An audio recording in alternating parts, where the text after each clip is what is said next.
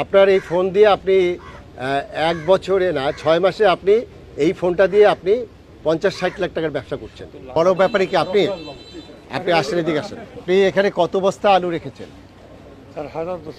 ১০,০০০ বস্তা আলু রাখছেন, খুবই ভালো কথা। তা এই ১০,০০০ বস্তা আলু, এটা তো আপনি মালিক?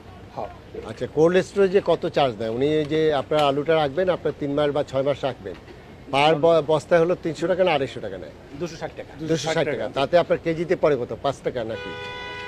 মানে ৬০ ইয়া কেজি না এক বস্তায়? 50 কেজি। ৫০ না বেশি থাকে তো? না 50 কেজি। ৫০ কেজি হলে আপনার ধরেন ৫ টাকা সামথিং পয়সা, 5 টাকা। ৫ টাকা ১০ পয়সা বা ২০ পয়সা পড়ে। এটা হলো আপনার কস্ট, এছাড়া তো আর খরচ নাই। না স্যার, এই যে আচ্ছা, ওইটা আসতেছে।